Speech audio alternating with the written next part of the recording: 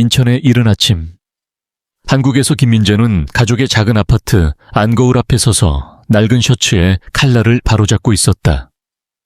그 셔츠는 몇 년 전 어머니가 중고시장에서 사온 것이었고 이제는 실밥이 풀려 나가기 시작했지만 민재에게는 가장 좋은 옷이었으며 그는 거울 속 자신의 모습을 보며 긴장된 표정을 지었다. 눈 아래에 약간의 다크서클이 보였지만 그것은 지난밤 잠을 설친 탓이었고 대회에 대한 걱정으로 머릿속이 복잡했다. 밖에서는 자동차 소음과 함께 항구 도시의 활기찬 생활 리듬이 울려 퍼지고 있었으며 새벽 안개가 자욱한 거리에서 상인들이 가게 문을 열고 배들이 부두에 정박하는 소리가 멀리서 들려왔다. 이 모든 소음이 민재의 긴장된 마음을 더욱 자극했고 그는 창문을 통해 바다 쪽을 바라보며 마음을 진정시키려 애썼다. 인천의 바다는 그의 어린 시절 추억이 가득한 곳이었고 아버지와 함께 산책하던 기억이 떠올라 눈물이 고일 뻔했다. 테이블 위에는 비행기 티켓과 여권, 그리고 국제 체스 연맹의 초대장이 놓여 있어서 그의 인생에서 가장 큰 기회를 상징하고 있었다. 바로 도쿄에서 열리는 청소년 체스 챔피언십으로 대학 장학금이 기다리고 있는 그곳이었다. 민재는 그 편지를 보며 가슴이 벅차올랐고 이 기회가 가족의 삶을 바꿀 수 있다는 생각에 압박감을 느꼈다. 그는 편지를 만지작거리며 대회에서 우승하는 자신의 모습을 상상했다. 그 상상은 그를 설레게 했지만 동시에 두렵게도 했으며 실패하면 어머니의 희생이 헛될까봐 걱정되었다. 힘내, 너 할 수 있어. 민재는 거울 속 자신에게 중얼거렸다. 이는 그의 코치가 늘 강조하는 만트라였고 민재는 그 말을 반복하며 자신감을 불어넣으려 애썼다. 체스말 움직이는데 익숙한 그의 손가락이 긴장으로 살짝 떨리고 있었다. 그 손은 수천 번의 연습으로 단련되었지만 오늘은 특별히 떨림이 심했으며 그는 손을 주먹 쥐었다 폈다 하며 진정시켰다. 손가락 마디마디에 새겨진 체스 연습의 흔적이 느껴졌다. 어머니 이수경 씨가 야간 청소부로 일하며 피곤한 몸으로 문을 열고 들어와 그의 뒤에 서서 자부심 가득한 눈빛으로 아들을 바라보았다. 그녀의 얼굴에는 밤새 일한 흔적이 역력했지만 아들을 보는 순간 피로가 사라지는 듯했다. 그녀는 민재의 어깨에 손을 올리며 부드럽게 말했다. 오늘은 특별한 날이야. 민재야, 네가 얼마나 열심히 했는지 엄마는 알아. 엄마의 챔피언, 그녀는 목이 메인 목소리로 말했다. 그 목소리에는 감정이 복잡하게 얽혀 있었고 민재는 어머니의 희생을 생각하며 눈시울이 뜨거워졌다. 아버지가 민재가 10살 때 교통사고로 세상을 떠난 후 그녀는 2배로 일하며 대회 참가비와 체스책을 마련해 주었고 모든 희생이 아들을 위한 것이었다. 민재는 어린 시절 어머니가 새벽에 집으로 돌아와 피곤한 몸으로도 그의 체스 연습을 지켜보는 모습을 떠올렸고 그때마다 어머니는 너는 특별해. 민재야, 내 꿈을 포기하지 마라고 말해 주었다. 그 말이 지금도 그의 귀에 생생했다. 7살 된 동생 지호가 방으로 달려들어와 여행용 체스 세트와 행운의 연필을 테이블에 정중하게 놓아두며 형을 응원하는 모습을 보였다. 지호는 형의 체스 대회를 늘 자랑스럽게 생각했고 이번 여행을 위해 특별히 준비한 것이었다. 그는 형에게 형, 꼭 이겨. 내가 그림도 그렸어 라고 말하며 작은 주먹을 쥐었고 민재는 동생의 그림을 보며 웃었다. 그 그림은 민재가 체스 트로피를 들고 있는 모습이었고 지호의 순수한 믿음이 민재의 마음을 따뜻하게 만들었다. 그는 동생을 안아주며 고마워, 지호야 형이 이기고 올게 라고 약속했다. 20분 후 어머니는 택시 요금을 민재의 손에 쥐어주며 단호하게 말했다. 엄마의 아들은 국제 비행을 위해 버스 타지 않을 거야. 그녀의 눈에는 걱정과 자부심이 섞여 있었고 민재는 그 사랑에 보답해야 한다는 압박을 느꼈다. 어머니는 평소에는 절약을 강조했지만 오늘은 특별하다며 돈을 아끼지 않았으며 민재는 고마워요 엄마. 꼭 좋은 소식 가져올게요 라고 대답하며 어머니를 포옹했다. 그 포옹에서 어머니의 따뜻함과 피로가 느껴졌다. 택시가 출발하자 민재는 뒤를 돌아보았고 3층 창문에서 어머니와 동생이 손을 흔드는 모습이 보였으며 그 장면은 그의 가슴을 무겁게 만들었지만 동시에 동기를 부여해 주었다. 그는 실패할 수 없다는 생각으로 마음을 다잡았고 택시 안에서 체스 전략을 머릿속으로 복습하기 시작했다. 인천의 거리를 지나며 그는 자신의 여정을 떠올렸다. 초등학교 때 체스 클럽에서 시작해 주립대회 국가대회까지 올라온 길을 각 대회마다의 긴장과 승리의 기쁨을 회상했으며 특히 지난해 국가 챔피언십에서 우승한 순간을 떠올리며 자신감을 얻었다. 동시에 서울 강남의 고급 펜트하우스에서 한강이 내려다 보이는 창가에 앉아 박지훈 박글로벌의 CEO가 싱가포르 팀과의 비디오 콜을 마무지 지었다. 42세의 그는 작은 기술 스타트업을 글로벌 기업으로 키워낸 자수성가형 사업가로 시간은 그에게 가장 소중한 자산이었으며 매분 매초가 철저히 계획되어 있었다. 그는 콜 중에 팀원들에게 인수건은 오늘 마무리한다. 시차는 상관없어 라고 단호하게 지시하며 그의 목소리는 권위가 넘쳤고 팀원들은 그 명령에 즉시 따랐다. 그의 보좌관 강민서가 태블릿을 들고 서서 일정을 보고했다. 전용기가 연료를 채우고 대기 중입니다, 사장님. 박 부인이 내일 도쿄 호텔에서 만나실 예정입니다. 그녀의 목소리는 언제나처럼 전문적이었고 지훈은 그녀의 효율성을 높이 평가했으며 좋아, 모든 게 완벽해야 해 라고 말했다. 민서는 지훈의 신뢰를 받는 유능한 보좌관이었다. 하지만 지훈은 6달 된 아들 준의 베이비시터가 가족 비상으로 인해 못 온다는 소식을 듣고 인상을 찌푸렸다. 그는 보안 규정 때문에 전용기에 대체 베이비시터를 태울 수 없다는 사실을 떠올렸다. 이는 몇 년 전 타블로이드 사건 이후 그가 직접 정한 규칙이었고 이제는 후회스러웠으며 그는 이게 무슨 일이야. 대체를 빨리 찾아라고 중얼거렸지만 민서는 당이 대체가 어렵습니다 라고 답했다. 수진의 어머니는 어때?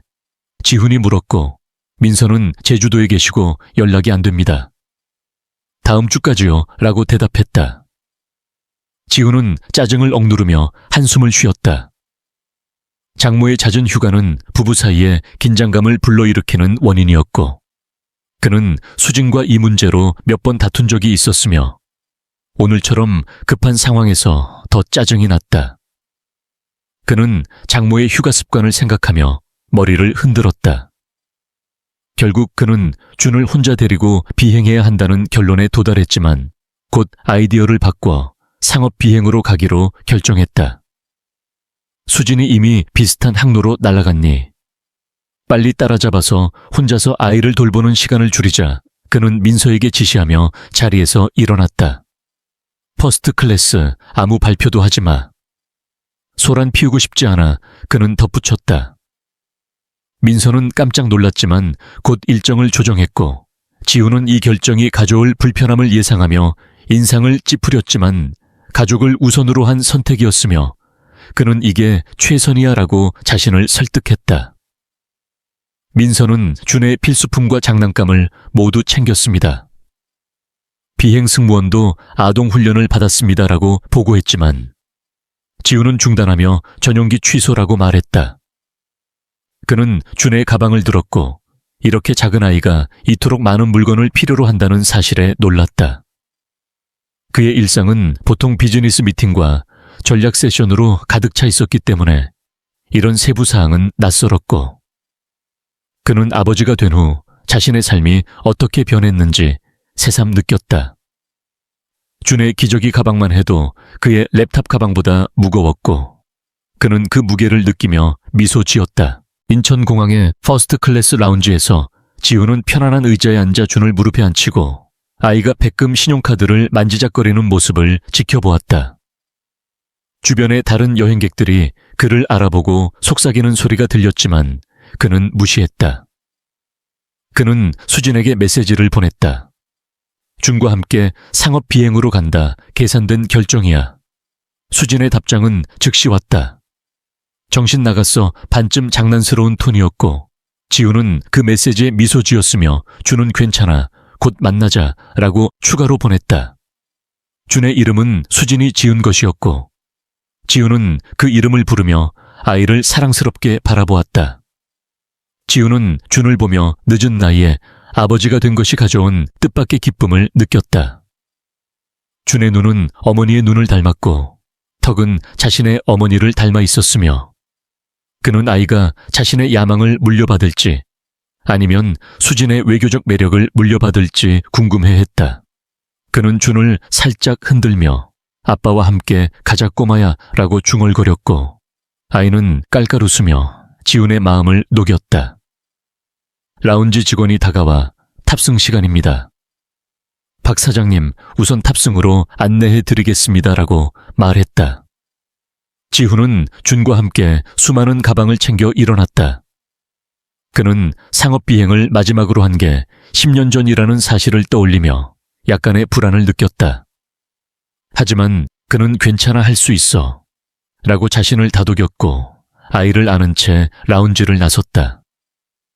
그동안 민재는 공항을 걸어 라운지를 지나가며 유명한 억만장자가 아이를 안고 있는 모습을 잠깐 보았고 그것은 신문에서 보는 엄격한 이미지와 크게 대조되었으며 그는 그 장면에 호기심을 느꼈지만 곧 승무원의 재촉으로 이코노미 클래스 좌석으로 향했다.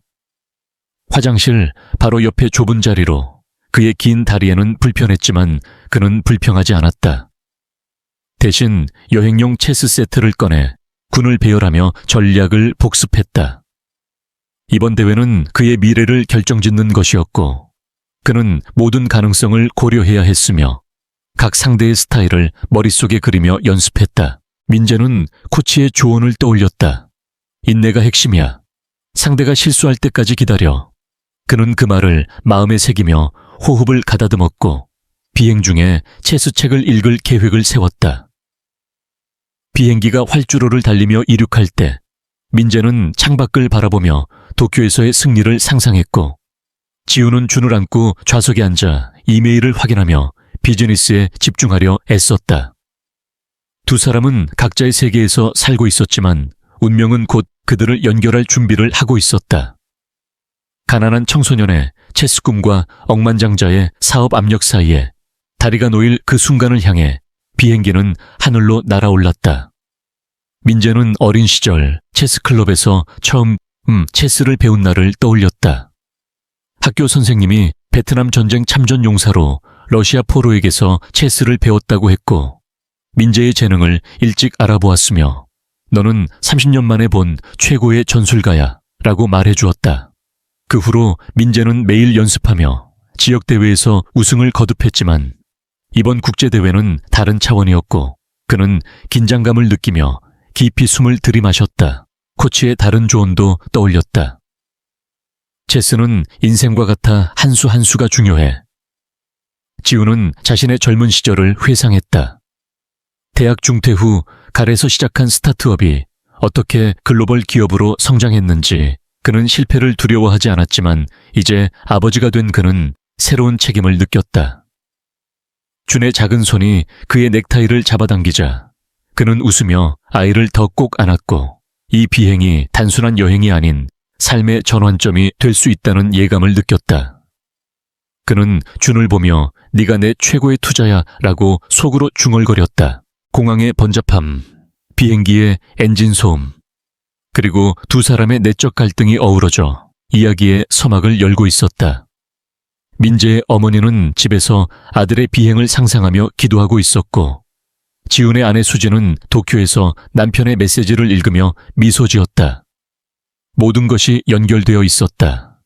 아직 그들은 모르고 있지만 이 비행은 단순한 이동이 아니라 운명의 시작이었고 두 사람의 삶이 교차하는 순간이 다가오고 있었다. 민재는 택시 안에서 어머니의 얼굴을 떠올리며 결의를 다졌고 지우는 준의 숨소리를 들으며 아버지의 역할을 새삼 깨달았다.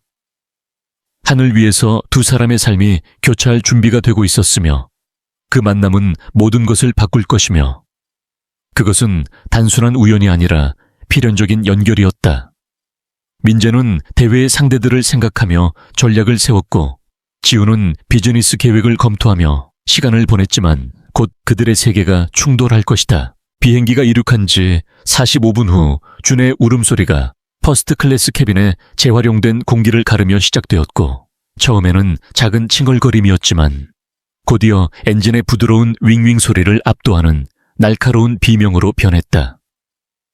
박지우는 보통 회의실에서 수억 달러의 거래를 주무르는 자수성가한 사업가로 그의 이탈리아산 실크 슈트가 땀으로 젖어들며 창피함을 느꼈고 그는 주위의 모든 시선이 자신에게 쏟아지는 것을 느끼며 얼굴이 붉어졌다.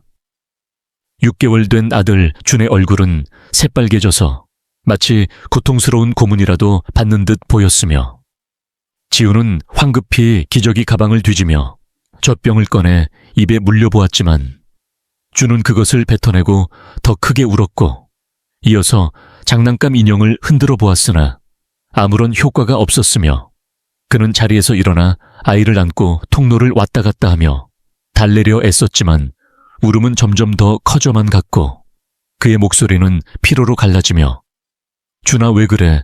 아빠 여기 있잖아 라고 중얼거렸다. 하지만 아무 소용이 없었다.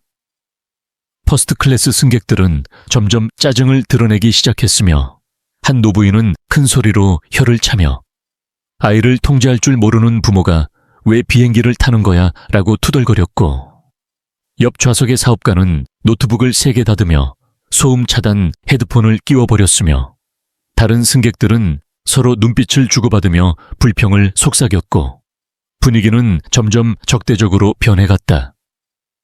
승무원은 미소를 유지하려 애쓰며 다가와 선생님 다른 승객들이 불편해 하십니다. 더 도와드릴 게 있나요? 라고 물었지만 그녀의 목소리 뒤에는 숨겨진 비난이 느껴졌고 지우는 모노그램 손수건으로 이마에 땀을 닦으며 모든 걸 다 해봤어요.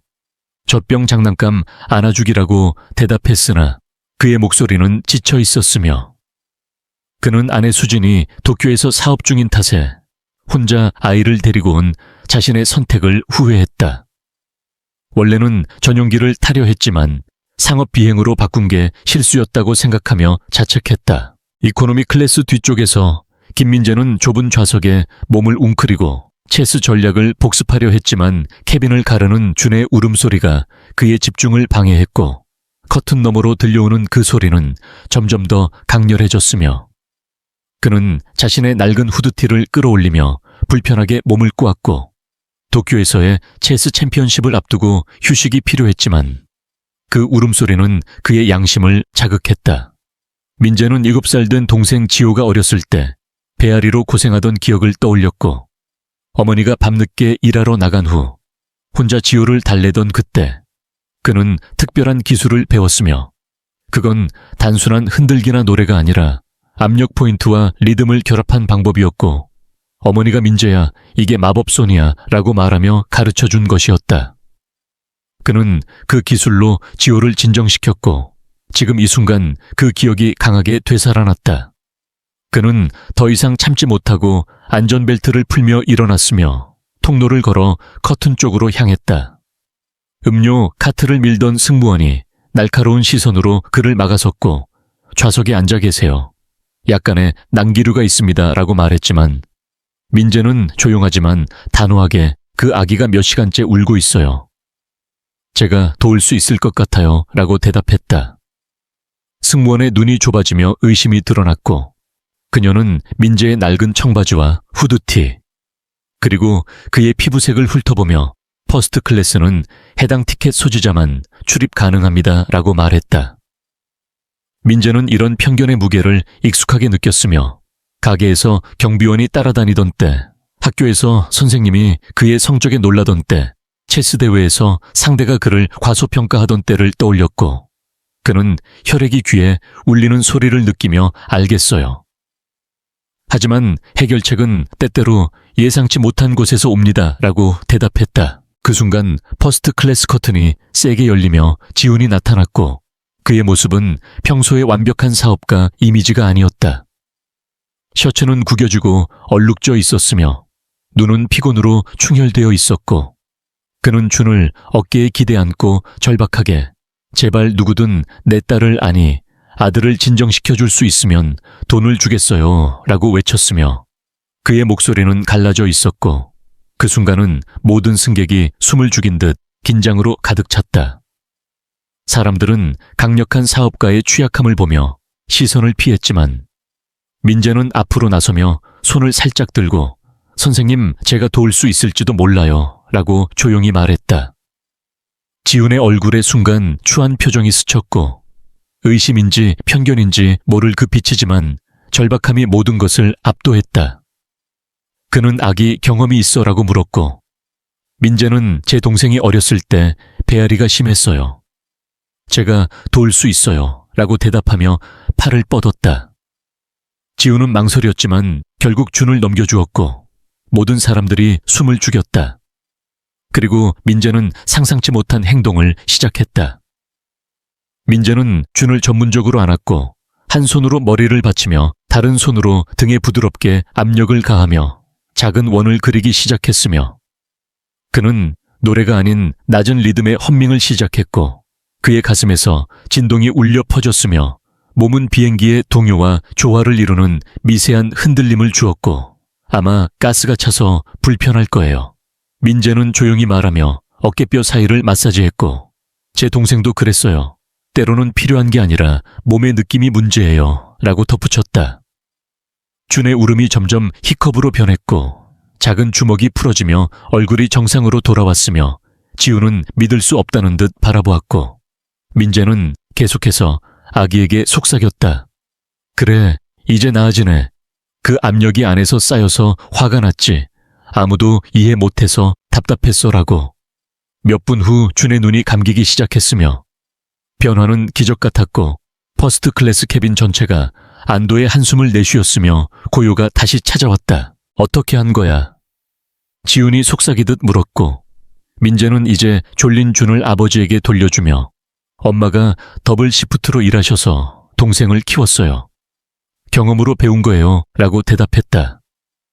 지훈은 준의 자세를 따라하려 애쓰며 나에게는 전문가 팀이 있어 소아과 의사발달 전문가. 그런데 아무도 이걸 가르쳐주지 않았어 라고 말했으며 민재는 미소 지으며 존경스럽게 말씀드리지만 일부는 전문가가 아닌 경험에서 옵니다 라고 말했다. 처음에 민재를 막았던 승무원은 이제 어색하게 서 있었고 그녀의 의심은 부끄러움으로 변했다. 지훈은 민재를 보며 고마워. 민재 씨, 너 덕분에 모두가 구원받았어. 나 포함해서라고 말하며 손을 내밀었고 민재는 악수하며 박지훈 씨 맞죠? 알아봤어요 라고 대답했다. 지훈은 빈 좌석을 가리키며 비행 내내 여기 앉아 내 기술에 대해 더 듣고 싶어 라고 초대했고 민재는 망설였지만 그의 가방을 가져오게 하며 동의했다. 민재의 아침과 지금의 상황이 대조되며 그는 가죽 시트에 앉아 자신의 삶이 어떻게 변할지 상상했다. 지훈은 도쿄에 왜 가? 대학 투어, 가족 휴가라고 물었고 민재는 체스 대회예요. 국제 청소년 챔피언십이라고 대답했으며 지훈의 눈썹이 올라갔고 체스 선수라 흥미로워. 그런데 아기 기술도 있네 라고 말했다. 민재는 제 동네에서는 여러 기술을 배워야 해요.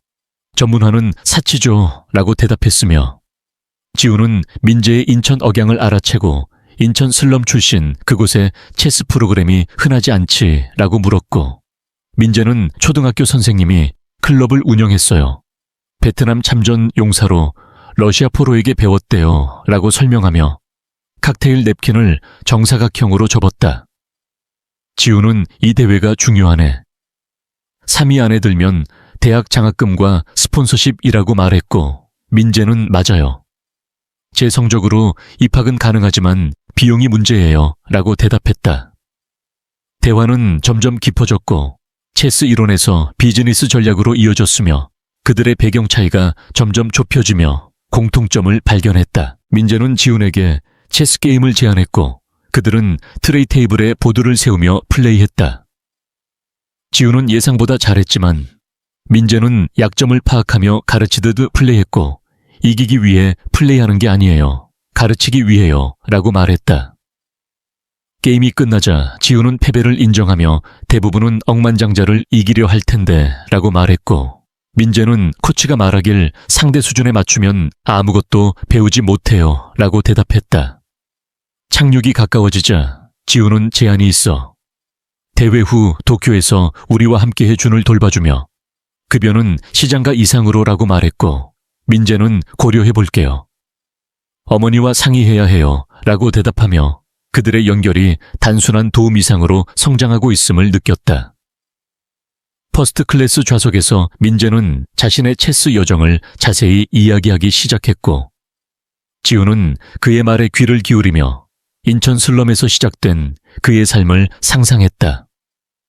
민재는 초등학교 때부터 체스에 빠져들었고 학교 선생님이 운영하는 작은 클럽에서 재능을 발휘했다고 설명하며 그 선생님이 베트남전 참전 용사로 러시아 포로에게 체스를 배웠다는 에피소드를 추가했다.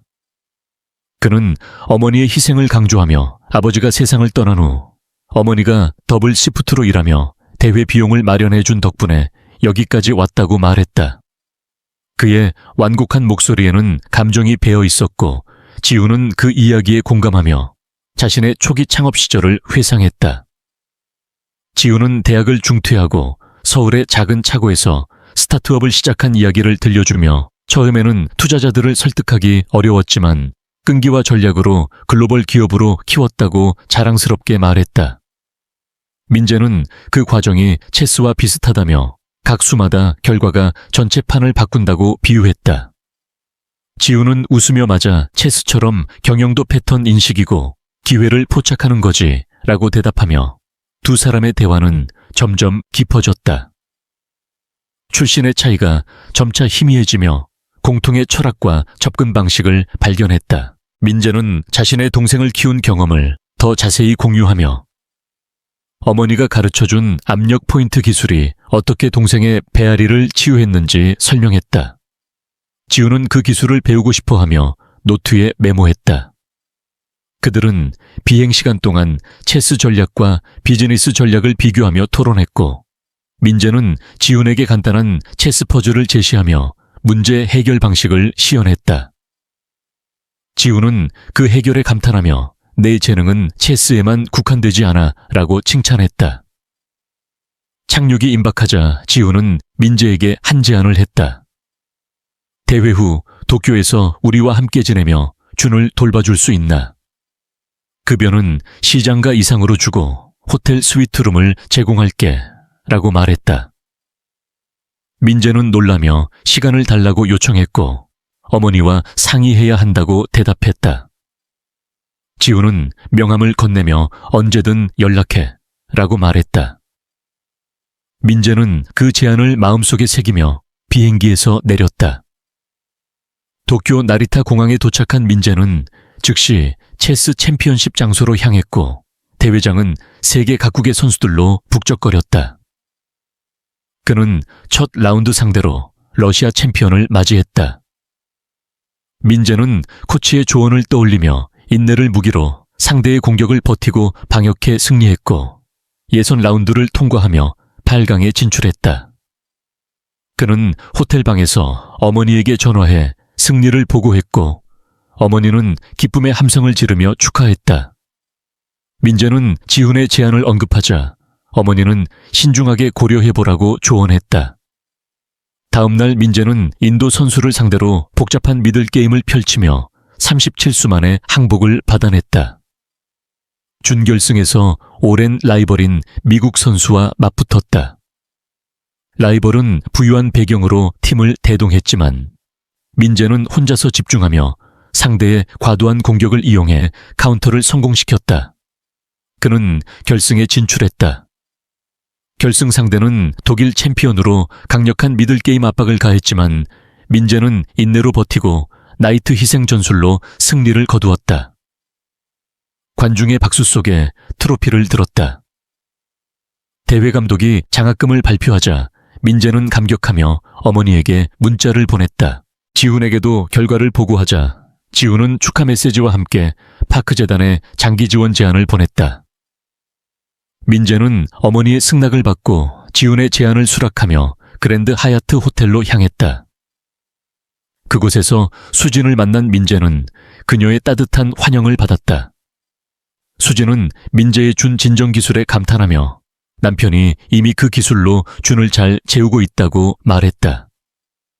일주일 동안 민재는 준을 돌보며 지훈과 수진에게 압력 포인트와 리듬 흔들기를 가르쳤다. 그들은 그 기술을 실천하며 감사해했다. 민재는 지훈의 안내로 일본 그랜드마스터와 세션을 갖고 체스 실력을 향상시켰다. 그는 도쿄의 문화 명소를 탐방하며 상류층의 생활을 경험했다.